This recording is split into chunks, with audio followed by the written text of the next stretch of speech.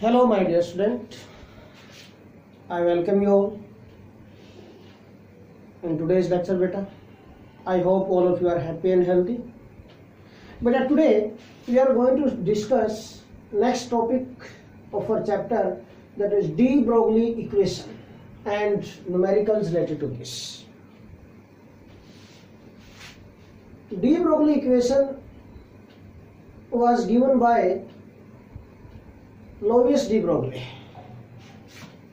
Louis de Broglie is the name of scientist जिसने ये equation दी थी बेटा. Name of that scientist de Broglie. इसने इक्वेशन दिया था, इस इक्वेशन को दिया था बेटा in 1924. So this equation is given by de Broglie, Louis de Broglie in 1924. ये होगा बेटा.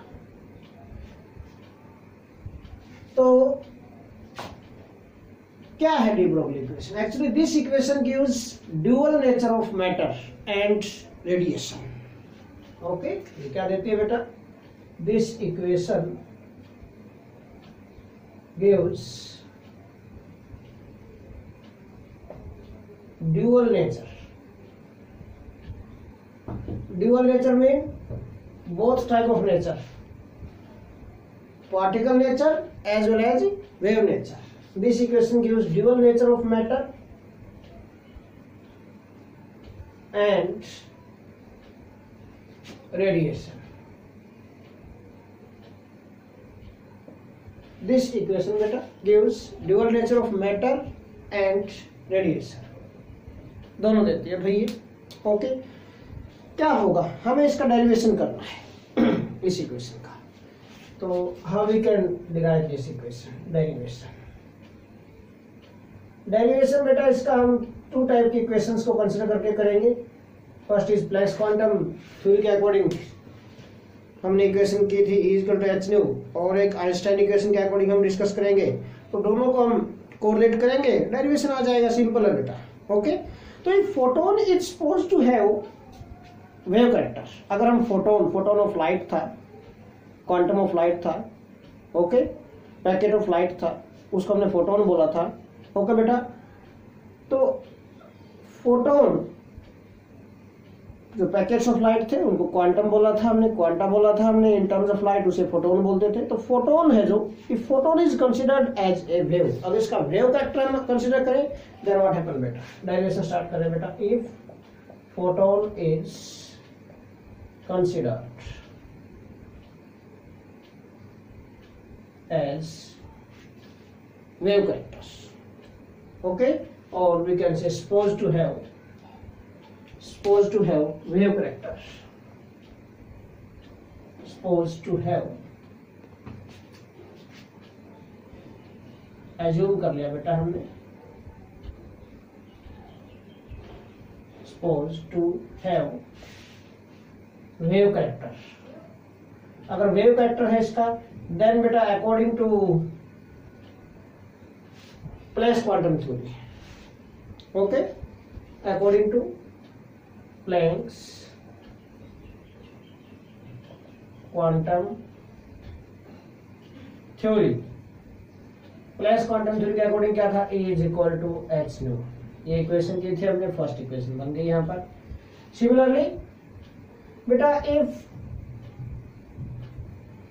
Photon is supposed to have particle character, अगर particle character assume कर लिया हमने इसका, then according to Einstein equation बेटा, according to Einstein, name of scientist, Einstein equation के according, then according to Einstein equation बेटा, आइंस्टाइन इक्वेशन के according क्या होगा भाई? E = mc². This is equation second. We have m is mass of electron हो जाएगा यहाँ पर, क्यों? फोटोन में जो पार्टिकल होते हैं, पार्टिकल इलेक्ट्रॉन है. c is speed of light, velocity of light. यहाँ पर h is Planck's constant, nu is frequency of radiation. Okay, now ये भी एनर्जी ऑफ फोटोन है, this is also energy of photon बेटा. Both of these are energy of photon. अगर हम दोनों को कंपेयर कर दें, देन व्हाट हैपन? तो from first and second, what we get from first and second we get, compare करो इनको, कंपेयर करने में क्या हो जाएगा, देखो ये भी की एनर्जी है एच न्यू, ये भी एनर्जी है एम सी स्क्वायर, तो H nu is equal to क्या बन जाएगा बेटा, एम सी स्क्वायर, ये बन गया। और न्यू का क्या होता है बेटा, H nu is equal to क्या होता है, सी बाई लैम्डा, देयरफॉर यहाँ पर वैल्यू पुट कर दो न्यू की जगह, क्या बन जाएगा, therefore h into C by lambda is equal to क्या हो जाएगा, एम सी स्क्वायर, सी से सी कैंसिल हो गया भाई, एक क्या आ गई equation, h upon lambda is equal to M C, और we can write lambda is equal to क्या आ जाएगा बेटा, h upon M C. This is de Broglie equation, but this is used for बेटा लाइट के लिए useful है अभी ये, ओके, रेडिएशंस के लिए यूजफुल है यहाँ पर ये, ओके, लाइट के लिए अगर हम फोटोन के लिए एप्लीकेबल है बेटा, this is for photon, mean photon का हम particle character as well as wave character दोनों कंसीडर करेंगे इसमें, ओके। नाउ बट अगर हमें इस इक्वेशन को अप्लाई करना है फॉर मेटेरियल पार्टिकल्स, अगर मेटेरियल पार्टिकल्स के लिए इस इक्वेशन को अप्लाई करना चाहे, देन बेटा what happen, C is replaced by V, but for material particle बेटा, पार्टिकल्स क्या बन जाएगा, C is replaced by V, V से रिप्लेस कर दो, देयरफॉर लैम्डा क्या हो जाएगा, lambda is equal to H upon M V बन जाएगा। This is equation applicable for all material particles. One more point, you know physics में आपने स्टडी किया बेटा, मोमेंटम क्या होता है, linear momentum P is equal to as linear momentum P is equal to M V होता है बेटा, मास इनटू वेलोसिटी। देयरफॉर इस इक्वेशन में अगर P की एम वी की जगह P पुट करते हैं हम, therefore lambda is equal to क्या बन जाएगा, lambda is equal to H upon P। ये भी इसी का रिलेशन है डी ब्रोगली इक्वेशन का, ओके बेटा। सो डी ब्रोगली इक्वेशन के रिलेशनशिप है सारे ये, okay. Lambda is equal to MC आ गया, फोटोन के लिए एप्लीकेबल थी। नाउ मेटेरियल पार्टिकल के लिए अप्लाई करना है तो replace C by V, V से रिप्लेस करता है, लैम्डा इज इक्वल टू क्या हो गया, एच अपॉन एम वी हो गया। अब एम वी क्या होता है, लीनियर मोमेंटम P होता है, देयरफॉर एम वी की जगह P पुट करते हैं, therefore lambda is equal to क्या हो गया, H upon P। H is Planck's constant है, वैल्यू वही 6.626 into 10 to the minus 34 joules second. Okay, now so this is derivation of de Broglie equation. Now what is significance of this de Broglie equation? क्या significance होगा बेटा इसकी, significance of de Broglie equation, क्या significance है बेटा इसकी, ये हमें डिस्कस करना है। अब significance of de Broglie equation, बेटा एप्लीकेबिलिटी चेक करनी है हमें कि where this equation is applicable, कहाँ एप्लीकेबल होगी, किस टाइप के पार्टिकल्स के लिए एप्लीकेबल होगी, हमें ये चेक करना है इस इक्वेशन के लिए, ओके। तो significance of de Broglie equation, significance, what is significance of de Broglie equation बेटा, as we know according to this de Broglie equation lambda is equal to क्या है, एच अपॉन एम वी। बेटा तो ये particles को, material particles हैं generally divided in two types particles, microscopic and macroscopic, to types के होते हैं पार्टिकल बेटा। Macro mean large, large size large मास, जिनका साइज लार्ज है मास लार्ज है, मैक्रोस्कोपिक पार्टिकल्स, ओके। अब किसी भी पार्टिकल के लिए देखो एच तो कांस्टेंट है और प्लस कांस्टेंट, अगर उस पार्टिकल की वेलोसिटी हम कांस्टेंट कर ले, देन व्हाट हैपन बेटा, इफ v इज कांस्टेंट और नॉन, ठीक है ना, कांस्टेंट हो जाएगी इफ v इज कांस्टेंट, अगर हम अज्यूम कर लेते हैं, अगर पता है हमें वैल्यू तो कांस्टेंट होगी, अगर हमें वैल्यू पता है वेलोसिटी की, इस वेलोसिटी से चल रहा है तो कांस्टेंट होगा, हमारे लिए फिक्स हो गई वो, देन क्या हो जाएगा, lambda is inversely proportional to, क्यों ये भी कांस्टेंट ये भी कांस्टेंट, अनदर कांस्टेंट है, प्रोपोर्शनलिटी का साइन लगा दिया हमने, lambda is inversely proportional to mass. अब यहां से देखो, बेस्ड अपॉन मास बेटा particles are divided in two types, macroscopic particles and microscopic particles, microscopic particles. Two types के होते हैं पार्टिकल। मैक्रो मीन लार्ज, क्या, large size, large mass. Macro का मीनिंग लार्ज साइज, लार्ज मास। अगर macro का meaning large है तो micro का मीनिंग क्या होगा, स्मॉल। स्मॉल साइज के पार्टिकल्स होंगे, स्मॉल मास होगा। ओके, ये मीनिंग है इसका। अब बेटा अगर मास बहुत ज्यादा है देन व्हाट हैपन, लैम्डा की वैल्यू क्या हो जाएगी, very small, can not be measured easily. Measuring की इतनी छोटी वैल्यू आएगी, इतनी स्मॉल वैल्यू आएगी, हम उसको मेजर नहीं कर पाएंगे, हमारे इंस्ट्रूमेंट मेजर नहीं कर पाएंगे उसको एक्यूरेटली। अंडरस्टैंड क्या पॉइंट। सो दिस इक्वेशन जो डी ब्रोगली इक्वेशन है, दिस इज नॉट एप्लीकेबल, इसकी कोई सिग्निफिकेंस नहीं है। It has no significance for macroscopic particle, it has significance only for microscopic particle. Why, because for microscopic particle क्या होगा, m is very less, small value होगी। m की value small होगी microscopic के लिए, तो लैम्डा की वैल्यू क्या होगी, लार्ज होगी। लार्ज वैल्यू होगी, बड़ी वैल्यू होगी, कैन बी मेजर्ड इजीली, आसानी से मेजर कर पाएंगे, कोई एरर नहीं आएगा उसके अंदर। सो this equation is applicable for or had significance only for microscopic particle. Okay, so this equation had significance only for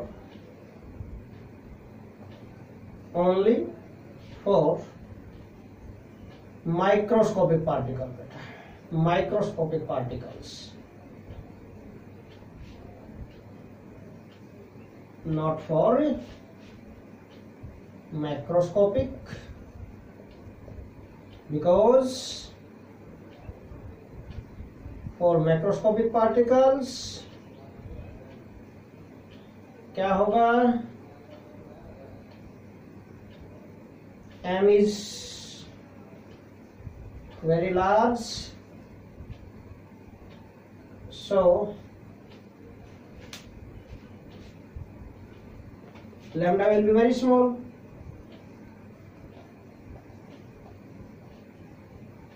Very small and cannot be measured easily.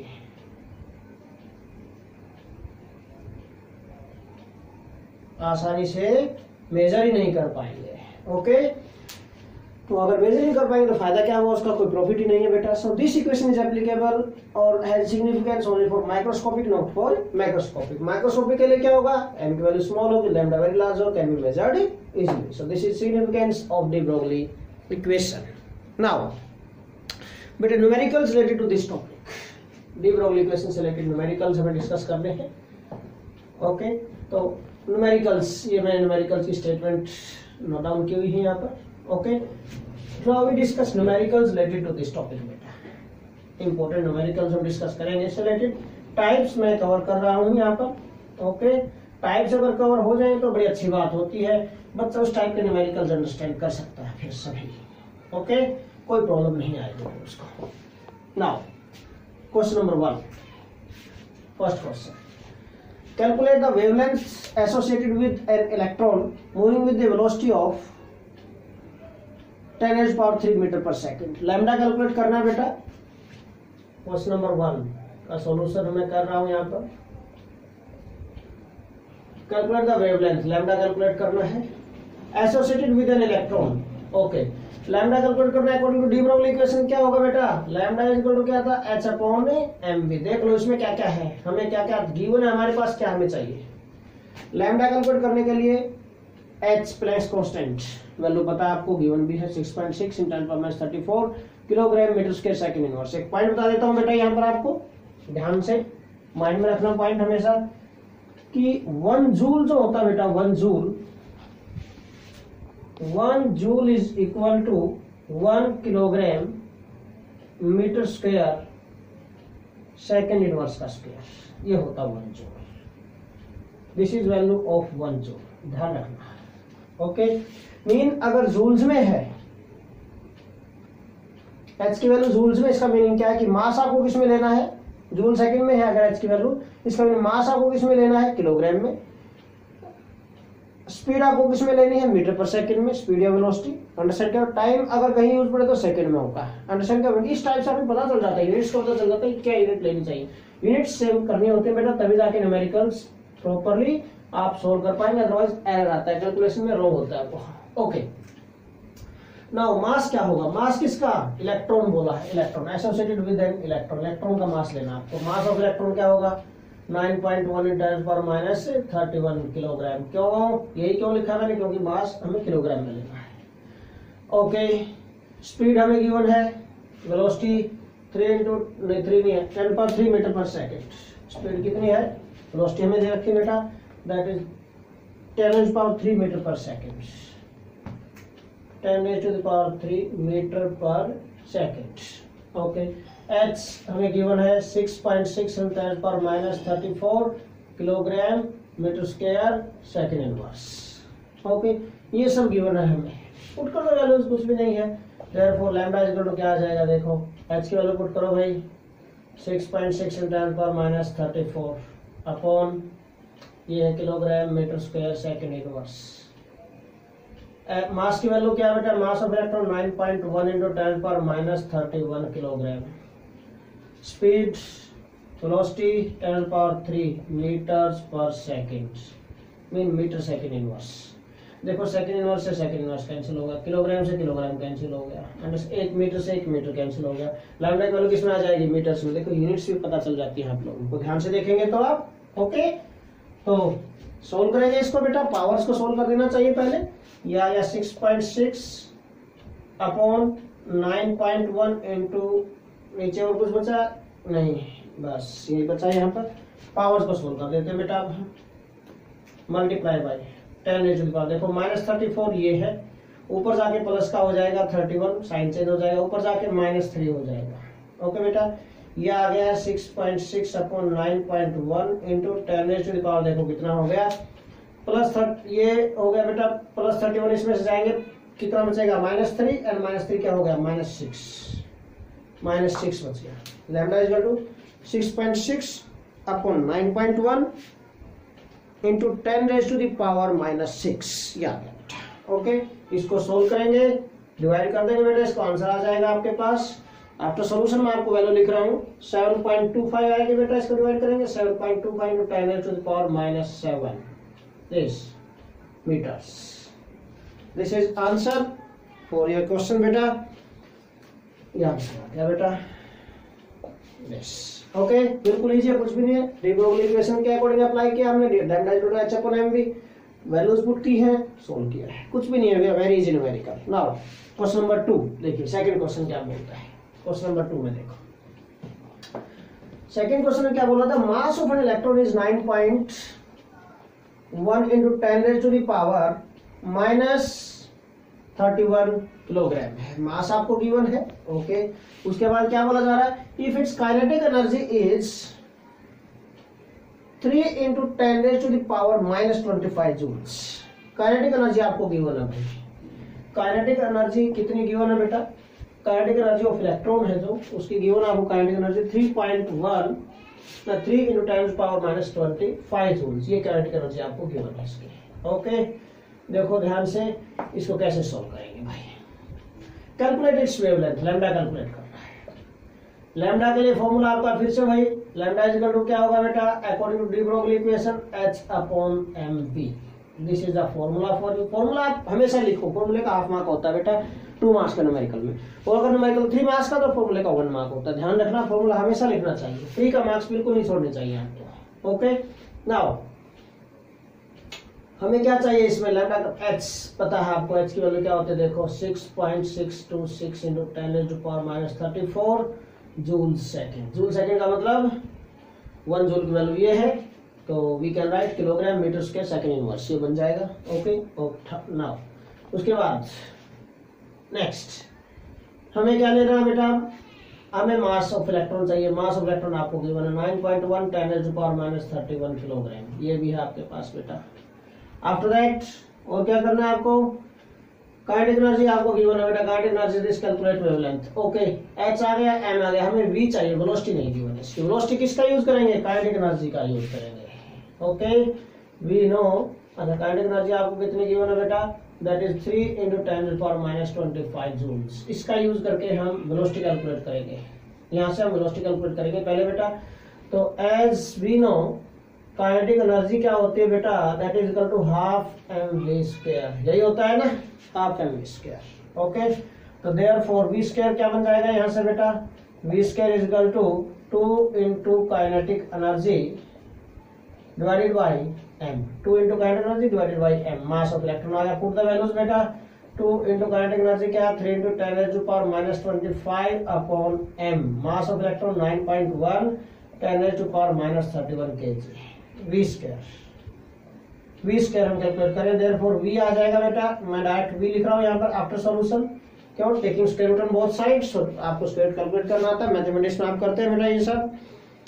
तो after calculation I am going to write direct value of this, V की value जाएगी 812 metre पर second आ जाएगी, 812 metre पर second after solution of this. V आ गया, अब हमें वी भी आ गया हमारे पास, 812 आ गया, वी भी आ गया आपके पास, एच आपके पास है, एम आपके पास है, सारी वैल्यूज पुट करो। Therefore lambda is equal to क्या हो जाएगा, एच अपॉन एम वी है, put the values 6.626 × 10⁻34 upon m 9.1 × 10⁻31 kilogram into V, V की वैल्यू क्या है बेटा, ये आ गई 812 मीटर पर सेकेंड। सोल्व करेंगे, आंसर आ जाएगा after solution what will be the value. बेटा देखो पावर कितने चले जाएंगे, ऊपर जाके -3 रह जाएगा, ये प्लस को जाएंगे 31 जाके, थोड़ी देर पहले बताया था जैसे, तो ये बनेगा 6.626 upon 9.1 into 812 multiply by 10⁻⁻3। Solve करेंगे बेटा, you will get direct answer. Okay, तो after solution you get h 96.7 meters. This is the answer of your question बेटा, वेवलेंथ आ जाएगा।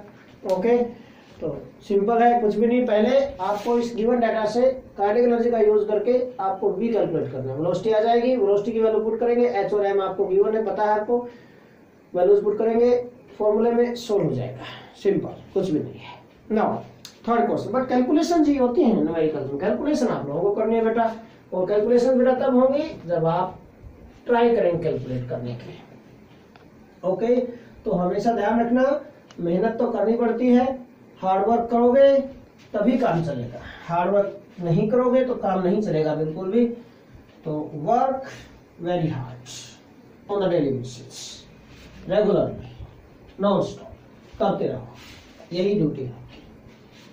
थर्ड क्वेश्चन बेटा, calculate the mass of a photon with wavelength 3.6 angstrom. Mass calculate करना है, mass of photon this with wavelength, lambda आपको given है बेटा 3.6 angstrom. Angstrom को अगर मीटर में कन्वर्ट करें तो you know very well, 1 angstrom is equal to क्या होता है, 10⁻⁻10 मीटर्स के इक्वल होता है, डिस्कस किया हुआ पहले हमने। तो देयरफॉर क्या बन जाएगा ये, इट बिकम्स 3.6 × 10⁻10 मीटर्स, लैम्डा आ गया आपके पास। फोटोन के लिए मास कैलकुलेट करना है according to de Broglie equation बेटा, according to de Broglie equation क्या था, lambda is equal to h upon M V, mass calculate करना, this implies mass is equal to क्या हो जाएगा, h upon lambda into v। This lambda है, h पता है आपको, v फोटोन, फोटोन किसकी लाइट से चलता है, किसकी स्पीड से चलता है, photon again always travel with the speed of light. Okay, as photon travels with the speed of light, light की स्पीड से चलेगा, therefore v की वैल्यू क्या हो जाएगी, 3 × 10⁸ मीटर्स पर सेकेंड। v भी आ गया आपके पास, h आपको पता है। ओके, h की वैल्यू क्या होगी बेटा, h is 6.626 × 10⁻34 joule second. Put all these values, you will get answer बेटा। ओके, देयरफॉर मास क्या आ जाएगा, इस फॉर्मूले पुट करेंगे, लैम्डा मैं कह रहा हूँ h कितना है, 6.626 × 10⁻34 ओवर लैम्डा की वैल्यू कितनी आ गई wavelength 3.6 into 10⁻10 into V 3 into 10⁸ देखो भाई 6.626 upon 3.6 multiply by 3 multiply by this here 10⁻34 और -10 ऊपर प्लस का 10 हो गया बेटा और ये माइनस का 8 हो गया। अगर इसको देखें यहाँ पर क्या रह गया -2 रह गया ना, -2 ऊपर जाएगा +2 हो जाएगा सिंपली। अब मैं 10 - 8 को 2 कर देता हूँ, ठीक है, +2। इसको सोल्व कर देंगे, पावर कितनी हो जाएगी 34 माइनस का है +2 है तो -32 रहेगी। हो गई सोल्व पावर दिस। ओके, इसको सोल्व कर दो, मास आ जाएगा बेटा आपका। सोल्व करेंगे, इसको डिवाइड करेंगे, इनको मल्टीप्लाई करके डिवाइड कर दो या 3 से कट करके कर दो भाई, आपकी मर्जी है, जैसे ही करो। Mass comes out to be 6.135 into 10⁻29 kilogram. 135 into 10⁻29 kilogram. अब सोचो यहाँ 32 यहाँ -29, ये अरेंज हो जाएंगे, इसको डिवाइड करोगे तो, ठीक है। डेसिमल को अरेंज करने के लिए 1 डेसिमल पॉइंट में आंसर लिखा जाता है, उसको अरेंज करने के लिए पावर यूज हो जाती है कुछ। Okay, so this is the answer of question. Yes, now next question बेटा, last question.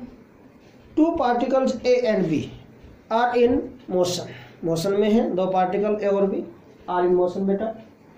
If the wavelength associated with particle A is 5 × 10⁻8 metre. First particle है जो, उसके साथ जो वेवलेंथ एसोसिएटेड है उसकी वैल्यू आपको गिवन है, that is 5 × 10⁻8 मीटर पर second, sorry metre. Okay, now आगे क्या पूछा जा रहा है आपसे बेटा, calculate the wavelength associated with particle B. Lambda A आपको गिवन है, question number 4। Lambda A is 5 × 10⁻8 metre, but lambda B आपको कैलकुलेट करना है। Okay, with particle B if it's momentum is half of A. B का जो momentum है, lambda momentum का symbol क्या होगा P, और B लिख दिया हमने, PV is two half of PA, ठीक है।